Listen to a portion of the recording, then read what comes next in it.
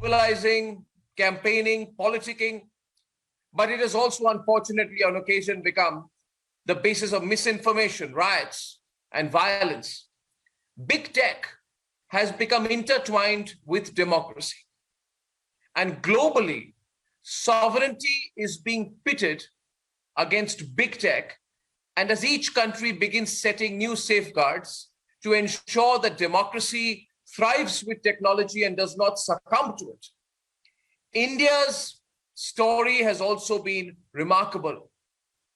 India's Union Minister for Law and Justice, Communications, Electronics, and Information Technology, one of the senior most politicians in the ruling coalition, is leading from the front. He has been very, very agile in his approach. As a former party spokesperson for the BJP, he's also been very outspoken in his views. He's been very bold, sometimes controversial in his decisions to safeguard India's democracy. And today it is my privilege to invite Mr. Ravi Shankar Prasad, Union Minister for Law, Justice, Communications, Electronics and IT, to first deliver his keynote to our forum on the theme of big tech and democracy, the global policy challenge. Mr. Ravi Shankar Prasad, thank you for joining the India Global Forum. Everyone's very excited to hear your views. And over to you now. Over to you, Mr. Prasad. Thank you.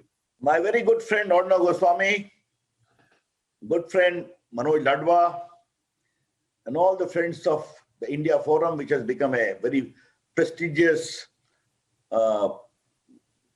group. I have been appearing in their program for many years. All of you go from strength to strength. Or now, what are my initial comments? Very briefly, I can share with you and for the friends in London who are listening to me. India's digital story is a remarkable story. I remember when our leader, Prime Minister Narendra Modi, was contesting to win the office of Prime Minister as the leader of the NDA and the BJP in 2014, he gave a vision. If I'm elected to power, I'll create an India where IT plus IT is equal to IT. He explained that IT, India's talent, plus IT, information technology, is equal to IT, India tomorrow. That's the vision he gave. And I'm very happy to tell you that we launched the Digital India movement on the 1st of July 2015, 6 years down the line. What have been the achievement? I would like to briefly recount, and also other issues which surely you are going to ask. To my friends, Arno, you need to know that India population 1.3 billion, India home to 1.29 billion Aadhaar card, digital identity to supplement the physical identity, backed by a law with due regard to privacy. India is home to 1.18 billion phones, out of which 100 million plus are mobile phones. India is home to 750 million smartphones, moving computers. And India is nearly 750 million internet connections. That is the profile of India. How Digital India has worked on the ground. And I would like to briefly share with you when I outline Digital India in very simple words. Digital India means a program to empower ordinary Indians with the power of technology, bridge the digital divide, and most important, bring in digital inclusion for the poor, for the underprivileged. Or now, just to tell you few statistics, we open bank account 400 million of the poor, linked with the Aadhaar, the digital identity, with duly marked with mobile phone, and started sending all the welfare measures directly to their bank account, known as DBT, direct benefit transfer. We transferred close to just to tell you, 227 billion US dollars. And you know how much we have saved or no? $24 billion, which is to be pocketed by middlemen and fictitious claimants. India has one of the cheapest internet in the world. India has given a big movement to digital payment movement. Today it is e-visa, or 1,000 mandis, markets are linked with the e-national agriculture portal, uh, uh, e-education, e-health. During COVID, I don't know, you'll be happy to know that the entire country, no train movement, no rail movement, plane movement, no highway movement. It is my three departments, communication, IT, and your postal department, which helped the country grow together by having work from home, etc. in a big way. 90% IT operations continued uninterrupted. India has one of the biggest startup movement in the world, or no, I'm happy to tell you. India has 50,000 startups, the third biggest in the world. And there were only 4 unicorns earlier. That means a company having 1 billion turnover. Now there are 51 unicorns in India.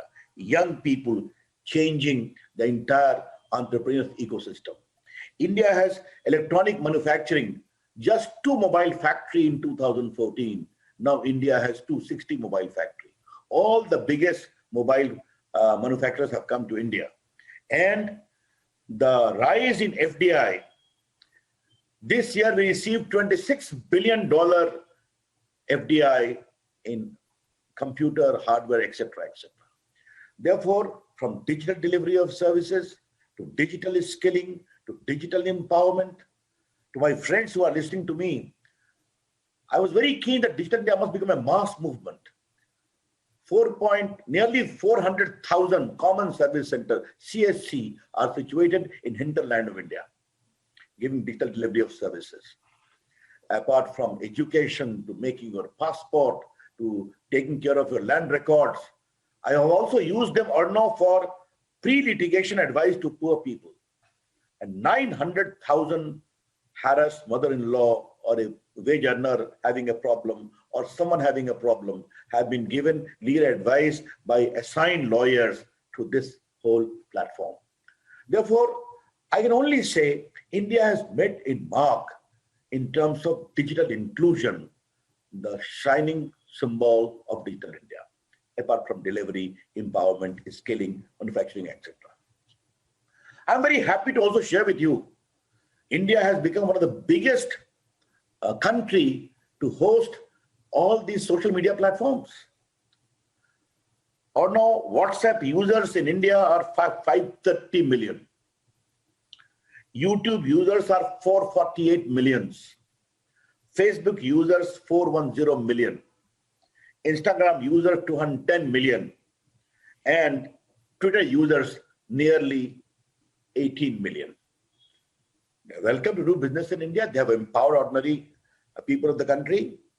They ask questions. They ask questions from Arnab Goswami, you. They ask questions from me. At times they are very rabid. But India, being a democracy, allows complete freedom to ask questions. And let me categorically say on this platform that they can criticize Ravi Shankar Prasad. They can criticize my Prime Minister, full freedom. They can ask any questions. But we were and these big tech companies are having big business in India. I have no problem. Make money in India, earn money in India. But there was one issue, or no, I would like to flag to you. The issue was not of use of social media. The issue was one of abuse and misuse of social media. What should I do when a harassed mother used to come to me? The ex-boyfriend of her daughter is making all their intimate photographs viral. What should I do when a lady complains that my morphed image is being circulated, recirculated? What should I do when a journalist or a businessman, I am being harassed, defamed on groundless basis? And what should I do when messaging on WhatsApp was being circulated and recirculated to inflame passion for terrorism, for riot, etc.? These were the issues which we had to address. And therefore, the issue is not of use of social media. The issue is one of abuse and misuse of social media. They can criticize, most welcome, India is a democracy. But this issue had to be addressed because ultimately, Arnav, as a minister of India, I'm also accountable to the people of India. That's very important.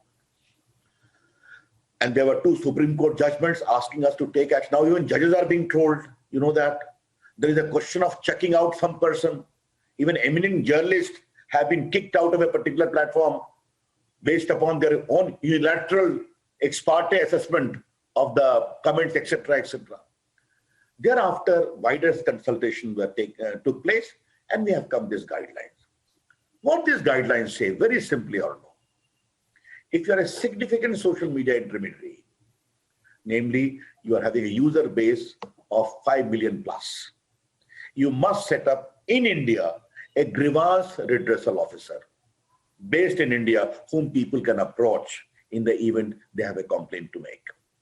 You must have a compliance officer who must report in public domain every month that these complaints came, these we have addressed. And you must have a nodal person with whom the law enforcement agencies can contact. Or now, in the course of implementing these guidelines, which have become operational with effect from 26th of May after expiry of 3 months grace period, I have noticed one thing, and this I would like to share, and I would like to have your questions also. Some of them say we are bound by American laws. Okay? That raises a larger question. You operate in India. You make good money in India. You have good ad revenue in India. But you will take the position that I will only be governed by laws of America. If a harassed woman has to complain, they will say, go to America. This is plainly not acceptable. You are free to do your business in India, but you have to be accountable to India's constitution and India's laws. And all of these digital platforms operate digitally, welcome. They have a global reach, welcome. But you have to have a harmonious relationship between the autonomy of these digital platforms and the obligation of an independent sovereign nation like India, governed by the constitution, or any other nation of the world, which is a democracy. Therefore, this is the real challenge which I will unfold. I am very clear about it. Let me conclude. Repeat, we appreciate social media. They have empowered people. They have enabled them to ask questions. They have made the governing people accountable. At times they come with fake news, etc. We need to address them. But the larger issue is, which law governs you? To whom are you accountable? And if democracy has to go or no, accountability is important. Arnav Goswami asks questions daily. People look towards every evening to see your questions, and that you have been an extraordinary kind of a symbol in the country of asking questions. Therefore, if questions are asked, they're applicable to all. Accountability is important. Therefore, digital sovereignty, democracy, dissent, the ability to ask questions, and for social media also to be accountable. This is the larger debate when you talk of big tech and democracy. Those are my very initial comments. Well, wonderful meeting you again. Well, thank you, Mr. Prasad. Thank you. You have put it across wonderfully. And by the way, congratulations on the 6th anniversary of Digital India. Thank you. I think through the time that you have been holding this very important portfolio, we've seen all those strides. And you've shared many numbers people are aware of. And the number of users in India has transformed manyfold in the last, should I say, 7 years almost of the Modi government. And that's one of the biggest achievements of the Modi government, and the whole world looks at India for that reason. So many congratulations on that.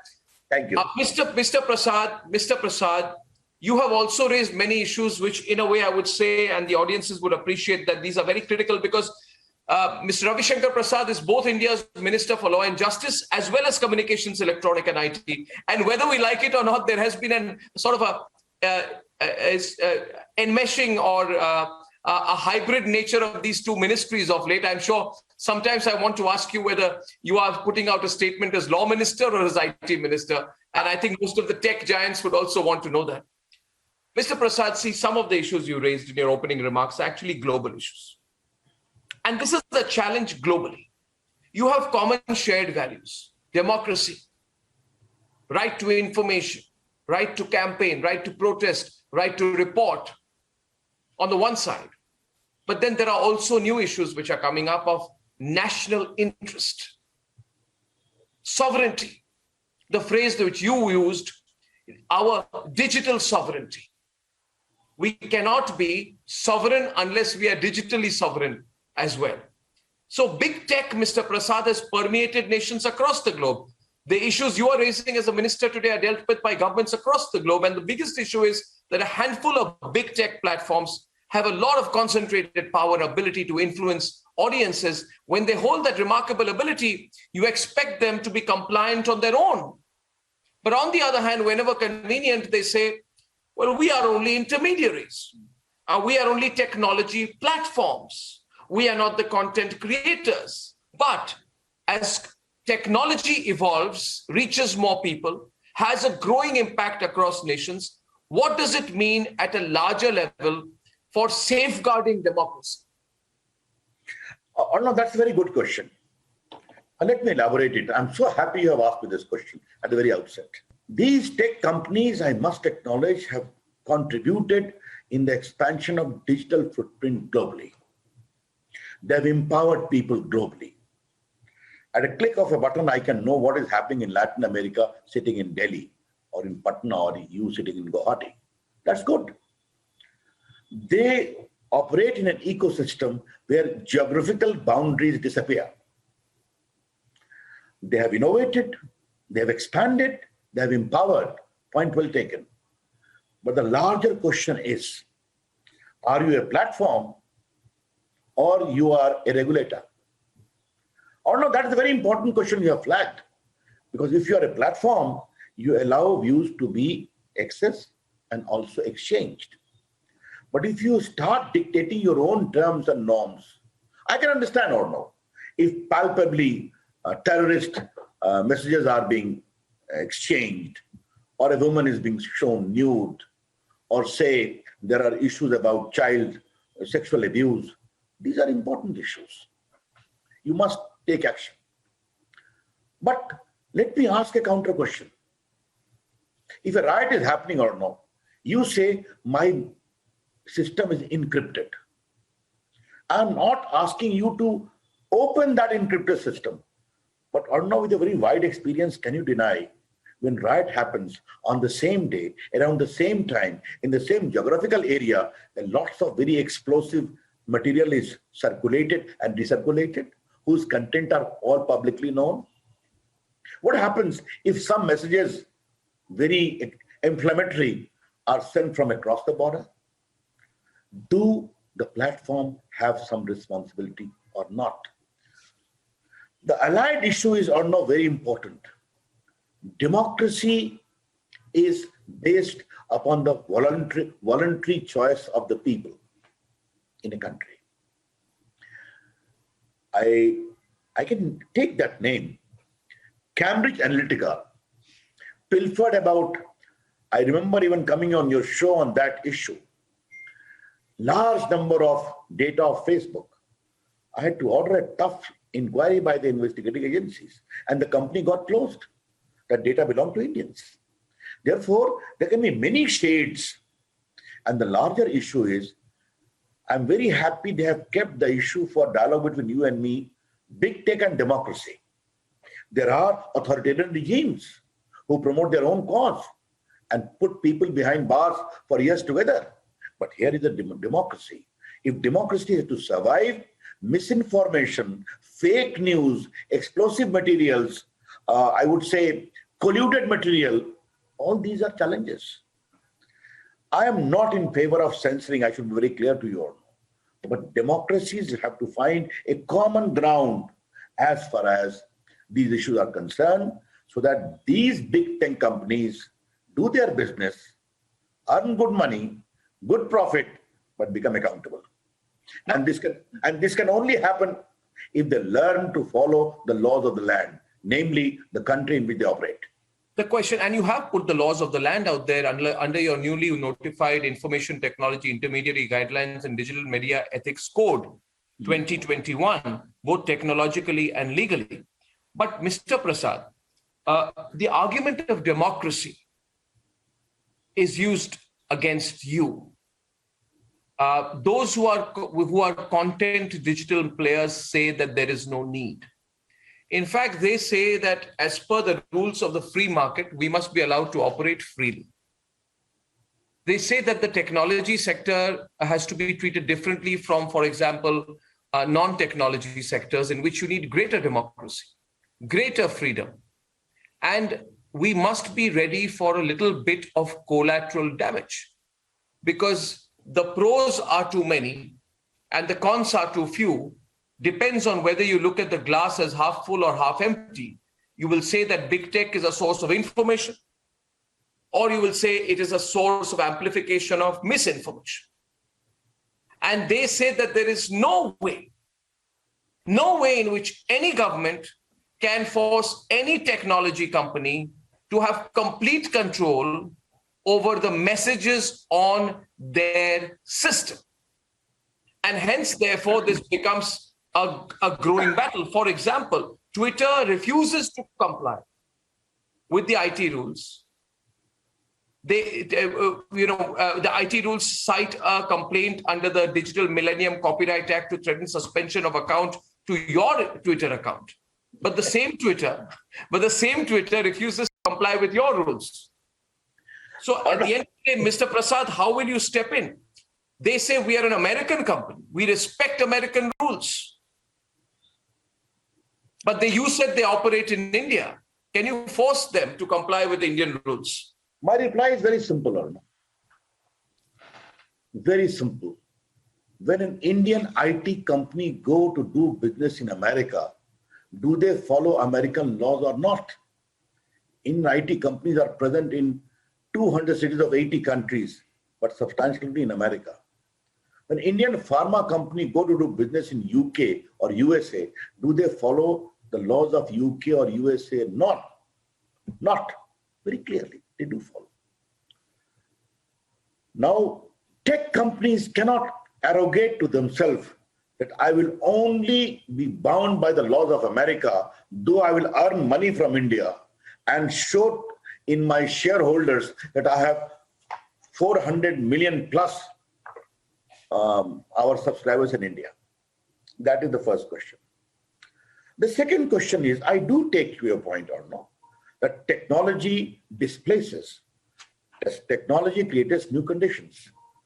But since you are talking about the rights of the big tech companies, what about the rights of the victims of abuse? That question is important.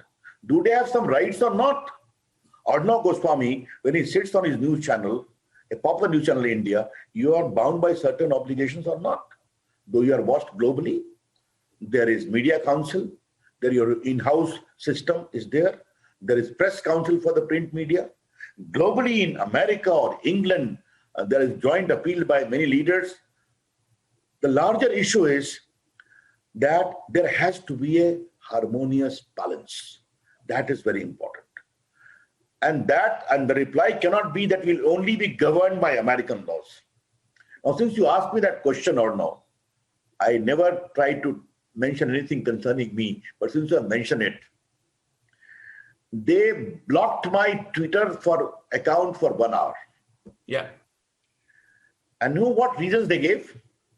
4 years ago, I had tweeted on the great Bangladesh victory of 1971, in which Lieutenant General Arora was taking surrender from the Pakistani forces.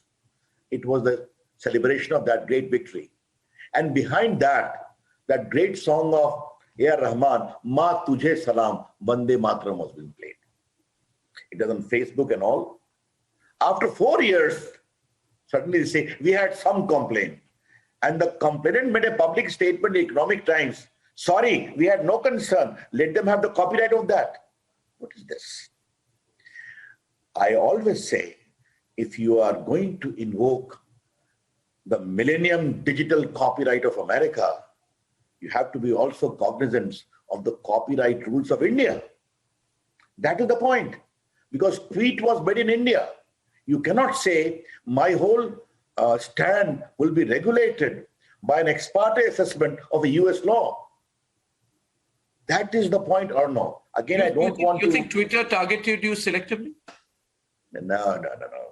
As far as targeting part is concerned, the shoulders of Ravi Shankar Prasad are too broad. Okay, no problem. I don't even mind criticism, even from Twitter itself. But the point is, I'm on a larger question or no. And the larger question is, if democracy and big tech company have to survive, I have not the slightest doubt. Globally, all the companies, be it countries, be it USA, be it UK, be it South Africa, be it France, be it European Union, or are Australia grappling with this issue, democracies. True. And the issue is, how do you synergize your digital operations globally with the digital sovereignty of respective nations? And for a happy blending of the role of big tech and democracy, a solution has to be found.